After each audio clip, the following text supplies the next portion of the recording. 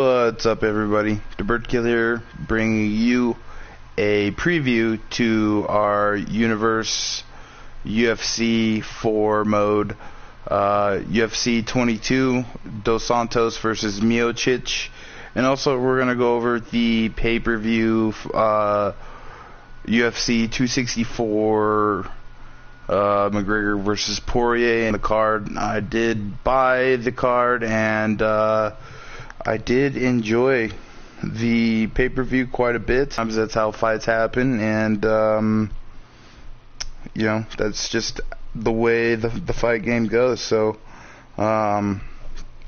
alright, to start us off, I guess we'll talk about what just happened, which was UFC 264, Conor McGregor versus Dustin Poirier. Two really talented fighters. Early prelims, not a whole lot there. The Omari Akhmedov and Brad Tavares fight, I thought, was pretty close. Good split decision win there for Tavares. It's good to see him win. The women's flyweight fight between Jennifer Maia and Jessica Eye was a good fight, and it's good to see Jennifer Maia get in there and get a win. The prelims was pretty exciting. Ryan Hall did not look great, unfortunately for him. He kept trying to go for the same thing over and over again. You could tell he just wants to get that get the fight to the ground and get those leg locks, but didn't turn out well for him. Got knocked out. Then Nico Price versus Michel Pereira. That was a really cool fight, especially when Pereira did a backflip on Nico Price. That was pretty cool moment. Probably one of my favorite moments of the entire card. And then to end the prelims, we had Carlos Condit versus Max Griffin. Carlos lost the fight, and good job to Max Griffin on getting the win. Carlos Condit is he's a bad dude, and it's sad to see somebody who has been in the UFC for so long and has fought for he was an interim champion at one point. He's been in a lot of really good fights. I think he beat Robbie Lawler and should have been a unified title holder at one point, but it's sad to see some of these older cats, start slipping. Then in the main card, we had Sean O'Malley versus Chris Moutinho. Honestly, a lot of people are big fans now of Chris Moutinho, but to me, I wasn't that impressed. He was basically a punching bag for the entire fight. These guys do fight at a lower weight class, so knockouts aren't super common, but Sean O'Malley definitely can knock people out, and it didn't look like he was throwing everything in his punches, but Sean O'Malley really laid it on Chris, and basically just used him as a punching bag. I know a lot of people are upset that they stopped the fight, but Chris wasn't defending himself and honestly deserved to lose that fight. Then we had Irene Aldana taking on Yana. That was a decent fight. Irene Aldana did come in overweight, so good for her on getting the win, but it sucks she lost a little bit of her purse. And then my favorite fight of the night was Tai Tuivasa versus Greg Hardy. It's good to see Greg Hardy get knocked out, especially in the way that he did. I'm not a Greg Hardy fan, especially considering what he's done in his past. And it's good to see Tai Tuivasa get some wins and start stringing some wins together. And I think drinking beer out of a shoe, especially if it's not your own, is just disgusting. but it's an interesting thing that he brings to the table. Gilbert Burns versus Stephen Thompson. Gilbert Burns fought a smart fight.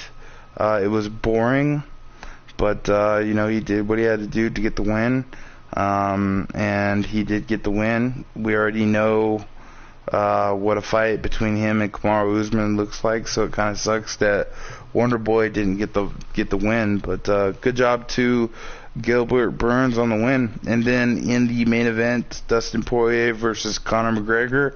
I was rooting for Dustin Poirier.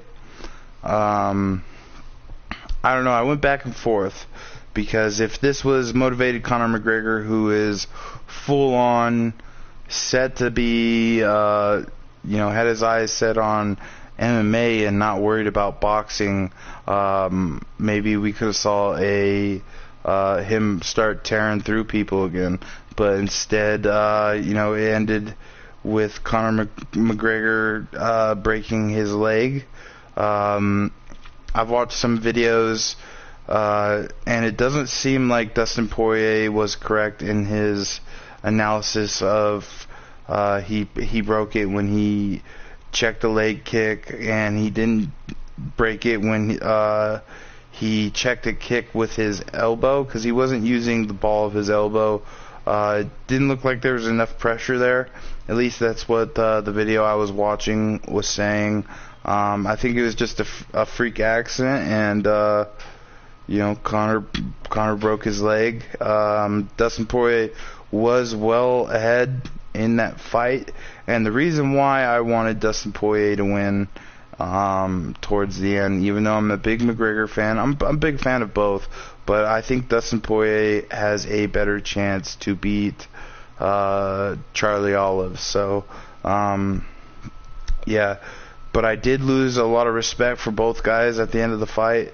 Dustin Poirier, what he said at the very end about the people who were booing.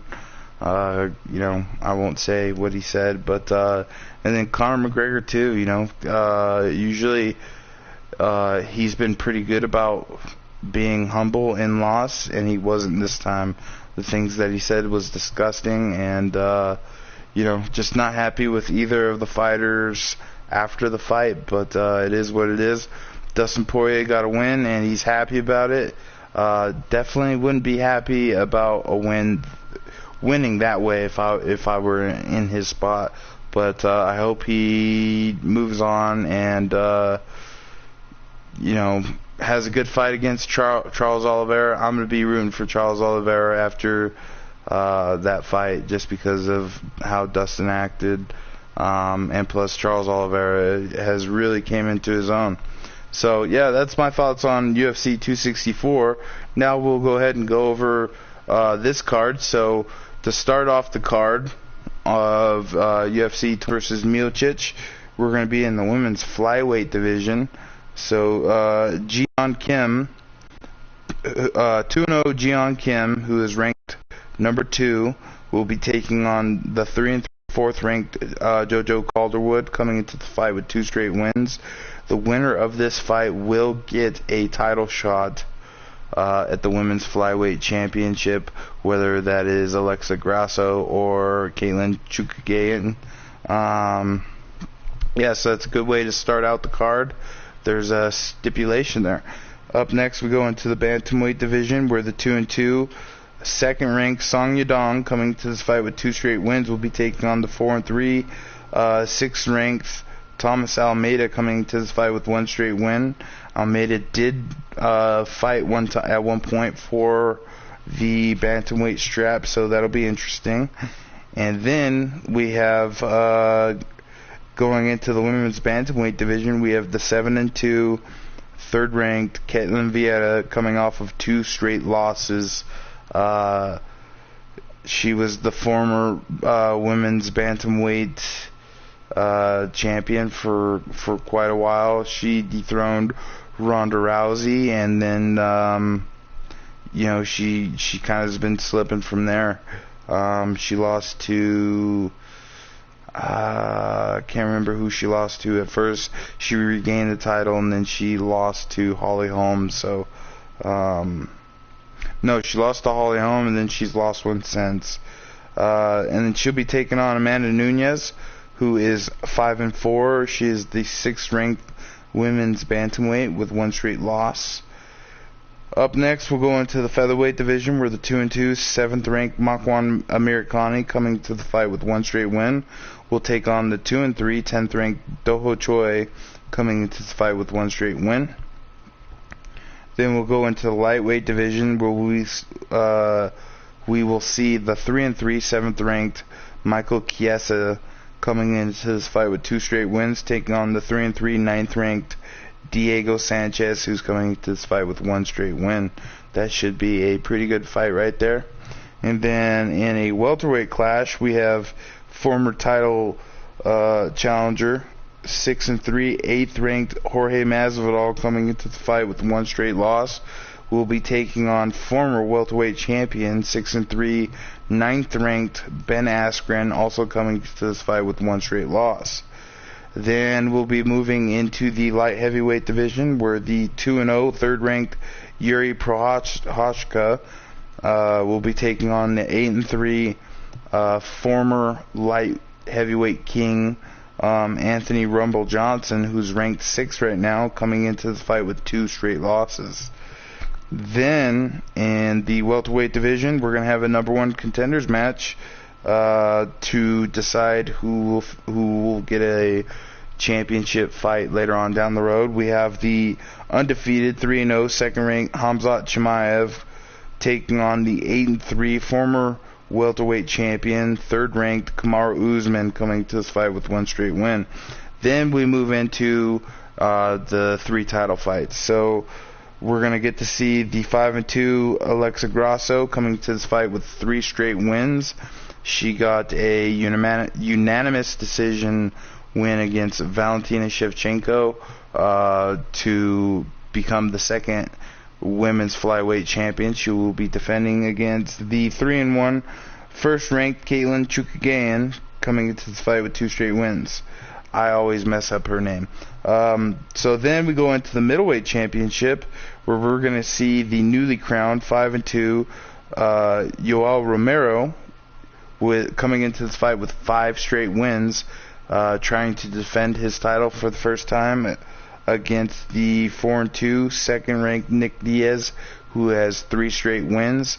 The winner of this fight will be taking on Chris Weidman, so it'll be interesting to see who gets a win here. And then in the main event, we have the 10-2 Junior Dos Santos coming into this fight with one straight win. Interesting fact, out of all 8 championship fights in the heavyweight division, Dos Santos has been in every one of them. It started off in the inaugural championship match between Fabricio, where he lost, and then he came back and got that win, and then he went on quite a run, and then he ran into Ben Rothwell, who ended up beating him, and he just recently got that win back. He'll be taking on a surging Stipe Miocic, who started off 0-2, has won 4 straight. Stipe is the 2nd-ranked heavyweight, and the winner of this will be facing Brock Lesnar. So this is a pretty stacked card. I'm pretty excited to get this going tomorrow. So yeah, this is the preview for UFC 22, Dos Santos versus Miocic. It will be in the Prudential Center, and it's going to be a good card, a lot of really good fights. Early predictions. I don't usually do this, but I'm going to go ahead and do it. By the way, this is all simulation. So the first fight, Yeon Kim versus JoJo Calderwood.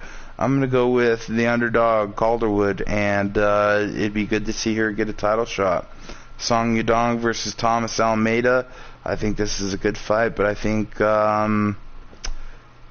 Thomas Almeida is going to get the win here. Then we have Ketlin Vieira taking on Amanda Nunes.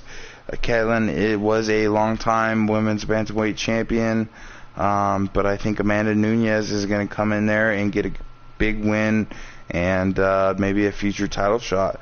Between Mirkani and Doho Choi, I think this is a little bit tougher of a fight to call, but I think I'm going to go with Doho Choi to get the win. Then we're going to go Michael Chiesa versus Diego Sanchez. Interesting fight, but I think Michael Chiesa is going to get the win. I think he's going to take Diego down, even though Diego is a really good wrestler, and submit him. And then we're going to see Jorge Masvidal take on Ben Askren. Jorge went on a tear, got a title shot, and lost to Colby Covington. So, Ben Askren, he lost his title to Colby. So this should be interesting to see this fight. Or maybe he lost it to Donald Cerrone.